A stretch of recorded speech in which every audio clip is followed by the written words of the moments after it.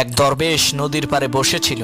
একজন লোক এসে সেই দরবেশকে বলল, হুজুর, আমি যদি জীবনে সফল হতে চাই তাহলে আমার কি করতে হবে? দরবেশ লোকটিকে নদীর পানিতে ডুব দিতে বললেন। লোকটি পানিতে ডুব দেওয়ার সাথে সাথে দরবেশ তার মাথা পানির নিচে চেপে ধরলেন, যাতে সে তার মাথা পানির উপরে উঠাতে না পারে। পানির নিচে সেই লোকটির নিঃশ্বাস আটকে গেল। সে পানির নিচ থেকে উঠার জন্য ছটফট করতে থাকলো। কিছুক্ষণ পর দরবেশ তাকে ছেড়ে দিলেন, আর সে পানির উপরে উঠে দীর্ঘ শ্বাস ফেলে হাঁপাতে থাকলো। দরবেশ তাকে জিজ্ঞেস করলেন, তুমি যখন পানির নিচে ছিলে তখন তুমি কি করতে চেয়েছিলে? সে বলল, আমি পানির উপরে উঠতে চেয়েছিলাম। দরবেশ তখন বললেন, সেই সময় কি তোমার দুনিয়ার অন্য কোনো কথা মনে ছিল? সেই লোকটি বলল, না, দুনিয়ার কোনো কিছুর কথাই আমার মনে ছিল না। আমার শুধুমাত্র একটাই উদ্দেশ্য ছিল যে আমি কিভাবে পানির নিচ থেকে উপরে উঠে আমার প্রাণ রক্ষা করব। দরবেশ বললেন, এইভাবে একটা লক্ষ্য আর উদ্দেশ্য নিয়ে কাজ করো, তাহলেই তুমি সফল হতে পারবে।